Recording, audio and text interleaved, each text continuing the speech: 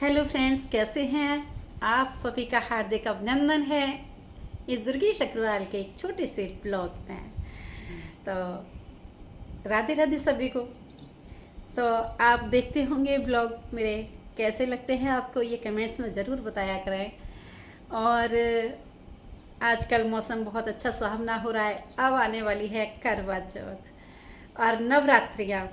तो नवरात्रियों की सब तैयारी चल रही होगी, सब लगे हुए होंगे, क्योंकि ये पर्व भी ऐसे हैं कि इनके बिना तो कुछ भी नहीं है। ये पर्व हमारे ऐसे हैं कि बस अलौकिक ज्योत जलाने वाले। तो कुछ ना कुछ इससे पर्यावरण का जुड़ाव रहता है इन सब चीज़ों से, उसी के ऊपर ये त्यौहार हमारे बने हुए हैं। फिर उसके बाद में आएगी शरद पूर्णिमा और उसके बाद करवा चौथ। तो सभी बहनें बड़ी उत्सुक होंगी और तैयारियां चालू हो गई होंगी। छलनी में अपने चंद्रदेव को देखकर, अर्घ देकर और फिर अपने पति के दर्शन करना, क्योंकि ये पति के जो दर्शन करते हैं वो उसको भी अपना भगवान का रूप है, इसलिए वो पति के दर्शन करते हैं। क्योंकि चंद्रमा ने, गोविंद ने पति हमें चुन के दिए और फिर उसके हम चरण नहीं पड़े और चांद की तरह उसको नहीं देखें तो ये जीवन हमारा अधूरा है।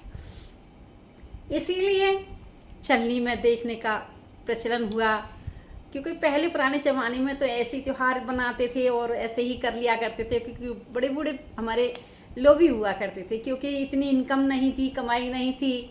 और फिर जैसा देश वैसा भेष हो जाता है। आजकल सब फैशनेबल होता जा रहा है, बहुत बदलाव आ गया है। तो करवा चौथ पर तैयारियां चल रही होंगी सभी की, नई नई साड़ियों की, लहंगे की, ड्रेसेस की और ज्वेलरी भी। और बहुत सुंदर सुंदर बहनें साड़ियाँ पहन कर आएंगी और वीडियो भी बनाएंगी और फ़ोटो भी डालेंगी, तो बड़ी एक से एक प्यारी लगती है। उस दिन तो पति भी ऐसे रीझ जाते हैं कि जैसे हमें कौन आसमान की परी दिखाई दे रही है। क्योंकि हर पति के लिए अपनी पत्नी एक परी होती है, एक सुंदर अर्धांगिनी होती है, वो अपनी देवी समझता है और हम अपने पति को परमेश्वर समझते हैं। शिव पार्वती ने भी ऐसे ही समझा, भगवान राम सीता ने भी ऐसे ही समझा। आज के ज़माने में कहते हैं कि पैर नहीं छूते, लेकिन मैं कैसे मानूं? भगवान राम ने सीता जी के पैर में से कांटा खुद ने निकाला। क्या बिना पैर छुए वो कांटा निकल गया? क्या राधा जी ने उनके चरण दबाए थे? कृष्ण ने राधा के चरण दबाए थे, केस में चोटी की थी, केस काढ़े थे और राधा जी शीशे में अपने पति को निहार रही थी। इस तरीके से, ना कि वो अपने हेयर देख रही थी, वो अपने कृष्ण को देख रही थी। तो क्या क्यों आजकल ये लोकाचार चला दिया है बड़े लोगों ने कि पैर नहीं छूते, कि ये नहीं करते? मैं मानती हूँ पैर मत छू, लेकिन मजबूरी आने में सब काम होता है। अगर मान लो तबीयत खराब है पत्नी की, तो कौन करेगा ये बताइए आप? कोई बाहर का तो नहीं आएगा ना, कौन करेगा?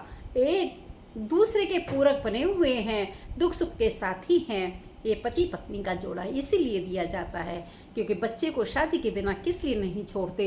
ज़्यादातर इसीलिए नहीं छोड़ते कि अभी तो तरुण अवस्था है, अभी तो समय पास हो जाता है। जब बीमारी हारी होती है या वृद्ध अवस्था आती है तो एक दूसरे का सहारा बहुत ज़रूरी होता है। तो चलो मैं दूसरा टॉपिक ले गई। तो बहनें करवा चौथ की तैयारियां बस लगी रही हैं और करते रहिए और बताइएगा कैसी साड़ी आप लेकर आ रहे हैं। इससे मैं भी देख लूँगी, मैं भी ले आऊँगी। हालांकि साड़ियाँ तो आजकल सभी के पास बहुत सारी होती हैं, लेकिन हमारे भारतीय एक परिधान जो है, वस्त्र जो है, साड़ी का ही है। कहीं कितनी भी ड्रेस पहन लेते हैं हम लोग, लेकिन हमें जो साड़ी में गेटअप आता है वो हमें किसी चीज़ में नहीं आता। तो इसीलिए हम ज़्यादातर साड़ी ही पहनते हैं। सभी लोग ज़्यादा से ज़्यादा, मैं समझती हूँ 80% महिलाएं साड़ियाँ ही पहनती हैं। और ये भारतीय प्रचलन रहना भी चाहिए, ख़त्म नहीं होना चाहिए। चाहे आप कितनी भी ड्रेस पहने, लेकिन साड़ी भी हमेशा पहननी चाहिए। दिन घर में सूट पहने, बाहर सूट पहने, लेकिन साड़ी को कभी त्यागना नहीं चाहिए, क्योंकि साड़ी के बिना तो रूप ही नहीं आता। लक्ष्मी जी को देखो, राधा जी को देखो, किसी को भी देखो, ये करवा चौथ पे जो महिलाएं तैयार होती हैं, एक राधा का रूप आता है, एक सीता जी का रूप आता है, एक पार्वती का रूप आता है। वही तो अपना रूप हमें प्रकट करती हैं, वही तो हमें शक्ति देती हैं, वही हमारी लाज बचाती हैं। तो प्रभु, मेरी तो वाणी ऐसी है कि मैं बोलती चली जाऊंगी, अज्ञान अगोचर हूँ, कुछ आता नहीं है, आपके सामने जो आता है वो प्रकट कर देती हूँ, बोल देती हूँ। ये ब्लॉग काफ़ी बड़ा हो जाएगा, इसीलिए आगे के ब्लॉग में फिर मिलते हैं आपसे। तो इसीलिए आपको बाय बाय और राधे राधे। अगर कोई गलती हुई हो हमसे तो हम आपसे क्षमा चाहते हैं।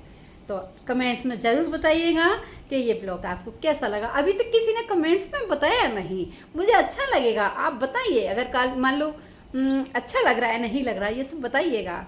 और मैं आप सब लोगों को बहुत मतलब क्रिएट करती हूँ, बहुत प्यार करती हूँ, सभी लोगों को बहुत चाहती हूँ। तो मैं समझती हूँ आप सब लोगों को प्यार मुझे दें और मैं आपके प्यार से ही आगे पहुँच सकती हूँ। तो इसीलिए आप इसको लाइक्स कीजिए, सब्सक्राइब कीजिए और शेयर कीजिए, ये बिल्कुल ना भूलें। तो आप सभी को बाय बाय, बाय बाय।